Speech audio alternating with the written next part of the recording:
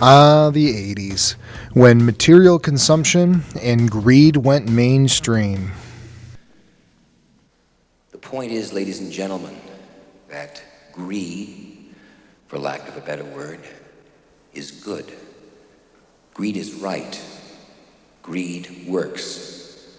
Greed clarifies, cuts through, and captures the essence of the evolutionary spirit. Greed in all of its forms. Greed for life, for money, for love, knowledge, has marked the upward surge of mankind, and greed, you mark my words, will not only save Teldar Paper, but that other malfunctioning corporation called the USA. Thank you very much. As you can see by these quotes, one by Ivan Boesky, who eventually went to prison for insider trading, and of course by Madonna, who was called the Material Girl but came to hate that nickname as she evolved. The 80s was all about materialism and greed in a lot of ways, in both real life and 80s corporate culture, which we'll discuss briefly, and also, of course, on the screen. When we watched the movie Scarface, one of the major themes in this movie is the idea of greed and how greed is basically a sin and brings down the main character of Tony Montana. I know this isn't a poli-sci class, and I really don't want to be that political, but Ronald Reagan throughout the 1980s and corporations had a very, let's just say, interesting dance. If you ever get a chance, there's a wonderful book called Ronald Reagan, The Role of a Lifetime, and it's not a very flattering portrayal of our former president. One of the things that we can say is that corporate growth, especially for the people that are in the very high upper class and upper middle class, rose dramatically throughout the 1980s. If you take a look at McDonald's, at Walmart, at UPS, etc., what were relatively small corporations in 1979 became worldwide global corporations. Now, that wasn't all because of Reagan. It wasn't all because of that one person. That's ridiculous. There was a lot of other factors involved as well. However, Reagan was the president who came up with the idea of the trickle-down effect of the economy. Basically, if you give big tax breaks to the rich and powerful, that money will trickle down to everybody. As this chart shows, that didn't quite happen. As you can see, the red line is the top 1% of people in America, whereas everybody else kind of stayed in the bottom. And take a look at how huge that spike gets in the 1980s when Reagan was in office.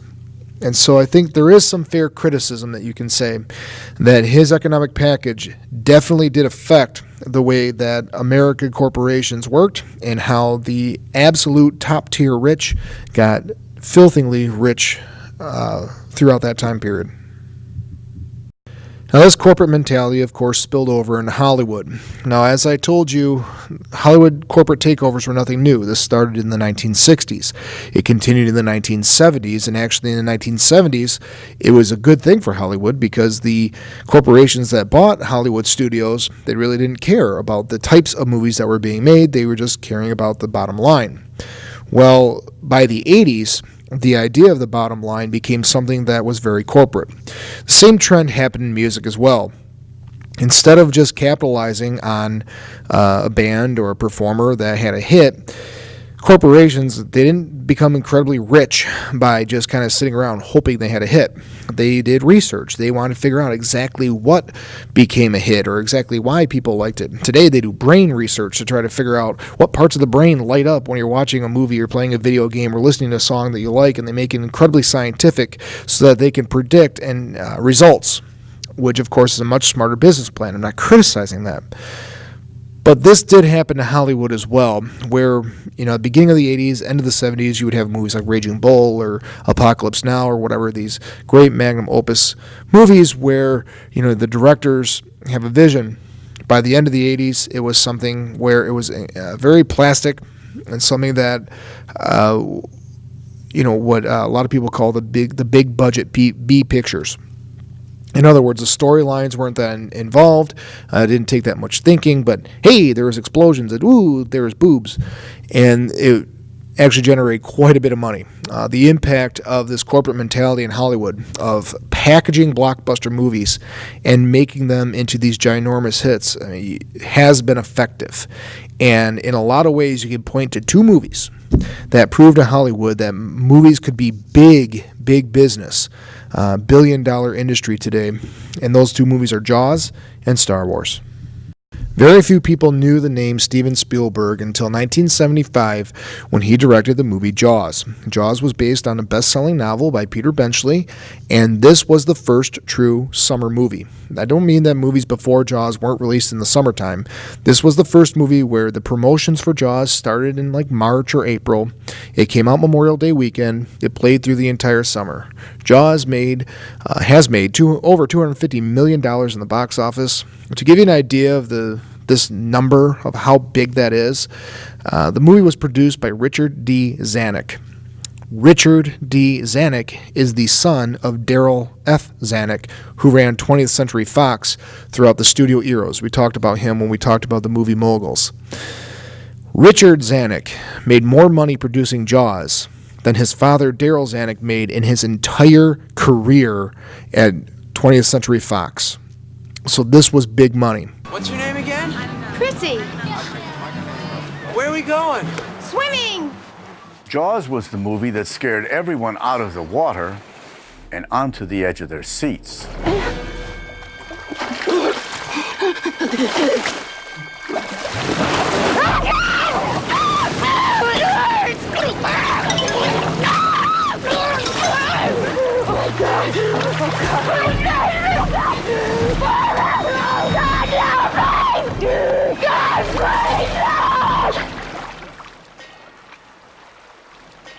Adapted from Peter Benchley's popular novel, Jaws was a film so legendary for production problems that the crew nicknamed it Flaws. But Jaws, with its terrifying opening scene and unforgettable finale, established 27-year-old director Steven Spielberg as a new master of crowd-pleasing suspense. He even took a page from Alfred Hitchcock by keeping his villain out of sight for the first hour of the film, a move that made its sudden appearance all the more terrifying. Stop playing with yourself, Hooper. Slow ahead, if you please. You heard him. Slow ahead.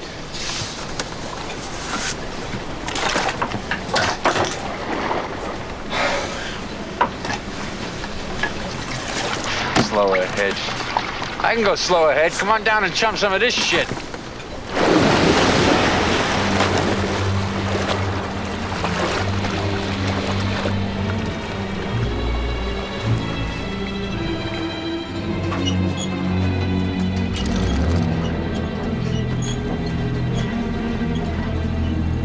You're gonna need a bigger boat. Keeping the mechanical shark out of sight also served the practical purpose. In the pre-digital age, it didn't look very real in close-ups. That posed a problem at the climax of the film when the shark violently destroys the boat and attacks the men on board. You'll see how the problem was solved in the editing room, pacing the action with frantic, quick cuts.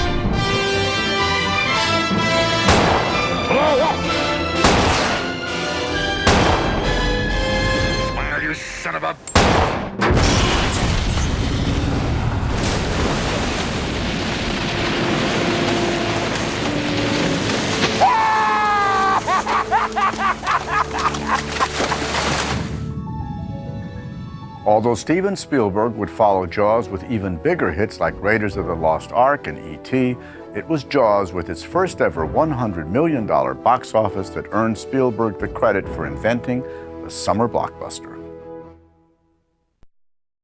Obviously, Steven Spielberg is a household name director, one of the biggest names to ever work in Hollywood. When he was 12 years old, his parents bought him a little Super 8 camera, and he really enjoyed getting the kids from the neighborhood together, and he really liked to make movies about World War II or movies about dinosaurs. And obviously that's worked out very well for him. He has done several films based in and around World War II, including Raiders of the Lost Ark, which is a tremendous hit. He also obviously directed several science fiction movies, including the Jurassic Park films. And he has also directed some race relation films and some historical epics as well. It's a sampling of his films you can see there. One of my all-time favorite stories about George Lucas and Star Wars is that when 20th Century Fox gave him a certain amount of money, gave him a certain budget, George Lucas spent it all. And he spent it all mostly on special effects. When you're talking about movie budgets, there's basically two big areas. There's what they call above the line and below the line costs. Above the line costs are things that you have to pay for that take money to make the sets. So stitching the clothes and making the sets and buying the film and getting the cameras and running the electricity and getting food for the actors and actresses and all that kind of stuff. That's all above the line stuff. Once it's paid for, it's done, and there's a certain budget amount for that. There's also below the line costs for the studio, and those typically have to do with royalties. So, for example, once a movie makes back its money, makes back the investment for the studio, and then there's a profit to be made, then that percentage of that profit goes to specific people that have it negotiated in their contracts. So, like George Lucas, who wrote Star Wars, who directed Star Wars, he was set to get a good chunk of change if Star Wars made any money. Alec Guinness was going to get money, Harrison Ford, all the actors and actresses, things of that nature, and get royalties from the profits. And that's below the line cost because, again, some of the studio has to pay. The kind of Hollywood legendary story goes that George Lucas had spent all of his budget for the above the line costs, and he was totally out of money. He went to 20th Century Fox and said, look, I need more money. I need more special effects. We can't pay for it all. And they flat out told him, no, we weren't going to give you a dime more. Now, George Lucas had a hit with a movie called American Graffiti. But basically the studio's like, we're not giving you a dime more, and you're just going to make the movie how it is. So Lucas renegotiated his contract, and he essentially signed away all of his money, all of his after-the-movie rights. So no matter how well Star Wars did, George Lucas wasn't going to get a significant cut from that movie. We're talking Episode 4, the one that came out in 1977. Instead, he got 100% of the rights to sequel, merchandising, and soundtrack. Kind of a spoiler alert, things have worked out well for George Lucas. I'm Luke Skywalker. I'm here to rescue you. It is the most popular space adventure of all time. Exciting is hardly the word I would choose. It's one of the most groundbreaking sagas in Hollywood history. There'll be no one to stop us this time. It captured imaginations with an irresistible force. You've taken your first step into a larger world. And catapulted 3 young performers to superstardom. I got him! Great kid! Don't get cocky! My whole life was changed by the opportunities that came to me through the success of Star Wars. It really is a wonderful morality tale. I'll never turn to the dark side. It's George's vision, and he truly is a visual man in a profound way. But the Star Wars trilogy didn't just change the way we look at movies. It changed the way that movies are made. You must unlearn what you have learned. There's so many accomplishments that George has done that really has changed the business as we know it. We did it! What began as a galactic fairy tale became a success story beyond one man's wildest dreams. The Force will be with you, always. I expected not to ever make a hit movie. That wasn't my agenda. I certainly didn't expect Star Wars to be this giant hit.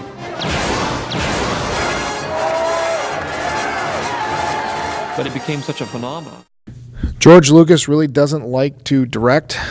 He has directed only a handful of films. His first movie, THX 1138, actually almost ruined the career of both him and Francis Ford Coppola. But then, of course, American Graffiti was a major hit. If you've ever seen the television show Happy Days, Happy Days is basically the television form of American Graffiti. And then he directed the first Star Wars movie in 1977, took a little bit of a break over about 20 years, and then directed the last 3 episodes of the Star Wars movies. His non-directorial films include the other 2 Star Wars movies and the Raiders of the Lost Ark, because he co-created the character of Indiana Jones. If you just look at American moviegoers, and people have gone to see a George Lucas movie, that's $2.5 billion worth of tickets. That's not little plastic figures or DVDs or VHS or anything like that. It's $2.5 billion people have spent in America to watch George Lucas movies or George Lucas creations in the theater, which is remarkable. So as you can see by these 2 terrible charts, I apologize, I'm not good at this stuff, but as you can see by these 2 charts, this stuff has worked, okay? You can look at this as the effect of Jaws and Star Wars. The top chart shows the number of screens. And let me explain, there's a difference between number of screens and number of theaters. Number of theaters are brick and mortar buildings, but the number of screens are how many movies are being played in there. And so Jaws and Star Wars happened to come around right at the time that the multiplex was being created. The multiplex is something like Celebration Cinema or Cinema Carousel or the old Studio 28 or whatever, where you go in and there's not one screen showing a film, there's 18 screens plus the IMAX showing the film. So in that one theater, for example, if we take Celebration Cinema North here in Grand Rapids, in that one theater, the one building, there's actually 19 screens. There's 18 regular screens and then the IMAX. So as you can see, the number of screens from the impact of Jaws and Star Wars has risen, and then also the amount of money that Hollywood generates has also risen. Like you can see 1975 and a direct rise up from, again, $1 million business to $1 billion business in the same time frame. So again, you can criticize these films for being incredibly predictable and incredibly formulaic, but the proof is in the pudding. This is what Americans really like. We spend way more money seeing movies today than ever before. So like I said, corporations make their money because they know what they're doing. And although most films will lose money in theater, just people paying their tickets to see it in the American theater, most films don't lose money today. But throughout the 80s, they did. Most films lost money. And so the studios depended upon what the industry would eventually call tentpoles. And not a tentpole like that, but if you think of tentpoles, it's something that supports or props up the big top. And so studios would not necessarily bet, but they would make sure that they would have at least 4 of these big tentpole movies that they knew were going to make money coming into the studio, so that the studio could stay afloat and they could, survive a couple of films that nobody went to go see. In the 80s, if a movie made $100 million, it was considered a blockbuster. And that's still kind of the definition today. A blockbuster movie is one that makes at least $100 million in the box office. However, due to how many more screens there are today, due to the idea that it can be worldwide, now a lot of films need to make $200 or $300 million to really qualify as a true blockbuster. Movies like The Dark Knight and The Avengers and the last Harry Potter movie have topped $1 billion worldwide, which is a brave new world for Hollywood. A tale of 2 movies. On the left are charts from Box Office Mojo, which tracks gross, how much money a movie makes, and how many theaters it's in, all that kind of stuff. And on the right are images from the website Metacritic.com. Those of you who are familiar with Rotten Tomatoes, Metacritic.com is similar to Rotten Tomatoes, except a little bit more credible, okay? And so on the left-hand side, you've just got the sheer numbers of how much money the movie made in the box office and how many theaters it was in and all that type of stuff. On the right is a way to evaluate the movie's quality.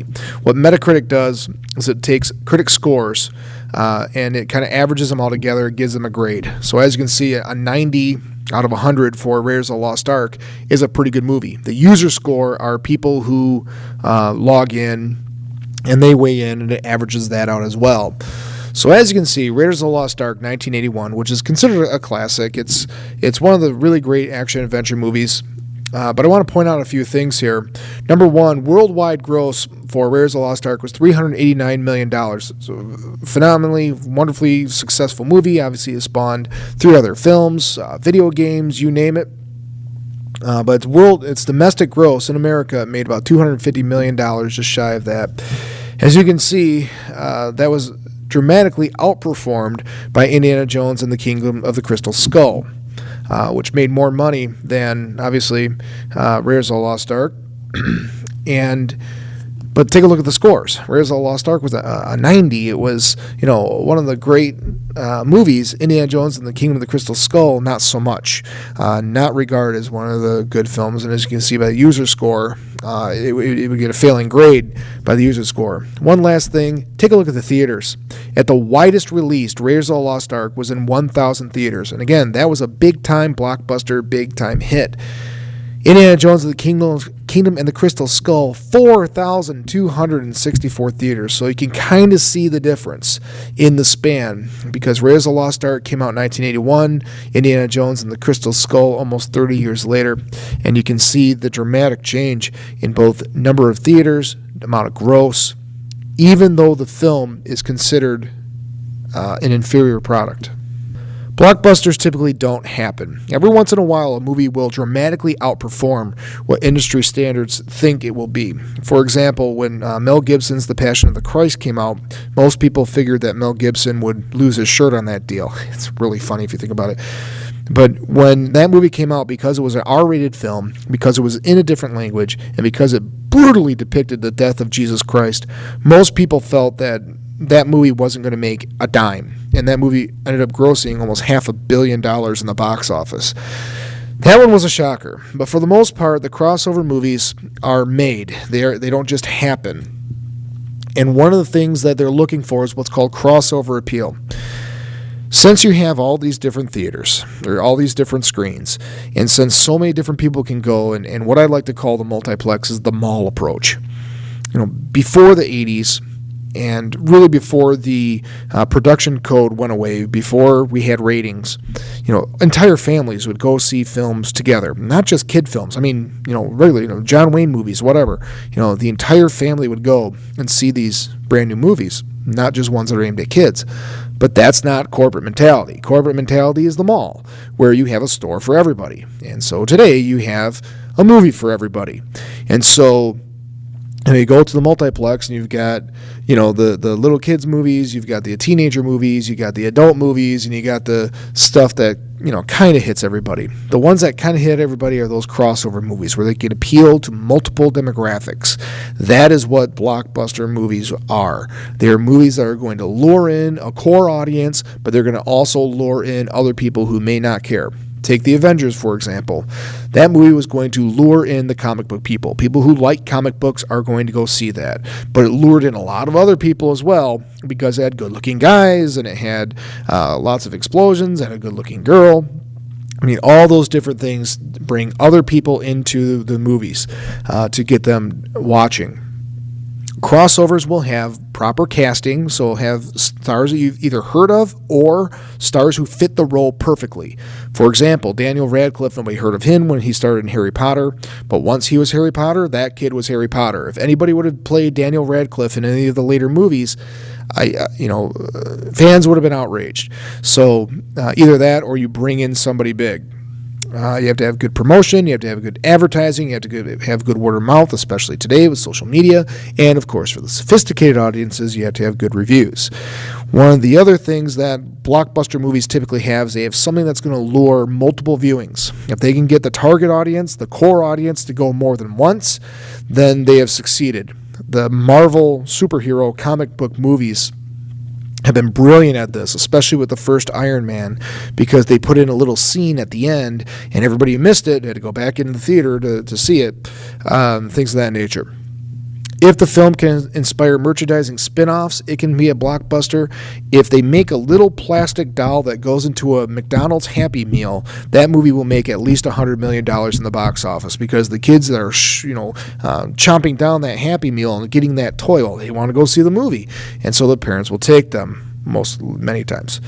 If the film can inspire similar films or possible sequels, is another ingredient for a blockbuster. Today, the trend is not to have one hit movie, and then if it's a hit, try to reassemble everybody and have a sequel. No, today the trend is to sign people to a trilogy. When Sam Raimi made the Spider-Man movies, they signed him to do 3 movies. When Christopher Nolan signed on to do the Batman movies, they signed him to do 3 movies. When Johnny Depp signed on to do Pirates of the Caribbean, they signed him to do 3 movies. When they signed on for The Matrix, they signed on to do 3 movies. And that's been the trend, especially with the Marvel characters. Robert Downey Jr. is going to play Iron Man. Obviously, he's been in 3 Iron Man movies, The Avengers, and he'll be in The Avengers Part 2 as well. So that's 5 movies that he's signed on to do that. It's big money for the actor, and again, that's what we like. We are Americans. We like mass production. We like to see the same thing over and over and over again. Okay? Another aspect of a blockbuster is if it has a built-in audience. We knew that the Twilight movies were going to bring in an audience, okay, because every tween girl in America was going to go see these movies. Coincidentally, the Twilight movies, by the way, the last Twilight movie, not all of them put together, but just the last one made more money in the theater than Pulp Fiction. Actually, it made it about 4 times as much. If the movie has a popular star in an expected role, and that's key, in an expected role, then we'll go see it. If Jim Carrey is being funny or Steve Carell is being funny, we'll go see that movie. If Steve Carell's being serious, forget it, we're not going. Same thing with directors. If Steven Spielberg is going to make a science fiction movie, we'll go see that. Steven Spielberg is going to make a movie about the Civil War or World War II, we'll go see that. Steven Spielberg makes some movies about kick-ass Jews who take revenge for the 1972 Munich Massacre. We're not going to go see that one, even though, in my humble opinion, that was a phenomenal film.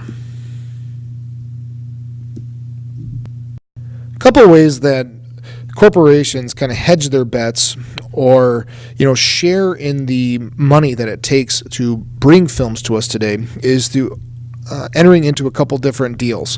One deal is distribution rights. Again, in the classic Hollywood era, in the studio era, when Warner Brothers made a movie, Warner Brothers distributed the movie, they kept all the money. Well, that's no longer true today, has not been true since the 50s. And so now, as you can see, on the right-hand side, you can see a chart from the Avengers. All the companies, most of them are Disney, from the Avengers. The mouse paid for Marvel Studios.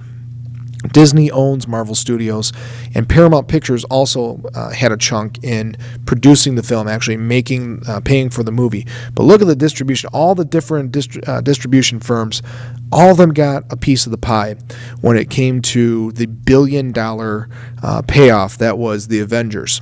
Another way that studios make their money, or at least hedge their bets, is through product placement. Product placement is where you see another corporation's product on the screen. And this doesn't happen accidentally. Sometimes it does, but most of the time it doesn't happen accidentally. If I said this before, I apologize. This is the reason why all the Transformers transform into GM vehicles. That's not on accident. It's not because they look cool. It's because GM forked over a ton of money to make sure that all of the Transformers transformed into GM vehicles. This works, folks. There's 3 basic layers or 3 basic tiers of funding for product placement. If they just merely mention the product, that's one price. If somebody actually holds the product, that's another price. If they actually use the product, if they drive the car or they drink Dr. Pepper like Forrest Gump did for a lot of money, that's the money shot. That's the most expensive thing. If you're unfamiliar with this or if you've never really noticed it before, let's take a look at Wayne's World. I mean, there was 2 Darren Stevens, right? Dick York, Dick Sargent. Yeah, right, as if we wouldn't notice. Well, hold on. Dick York, Dick Sargent, Sergeant York. Wow, that's weird.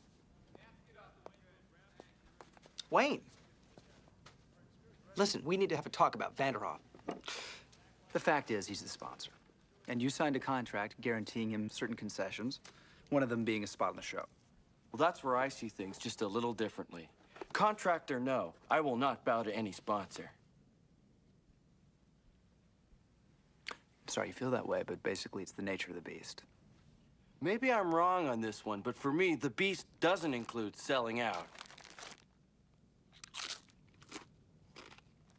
Garth, you know what I'm talking about, right?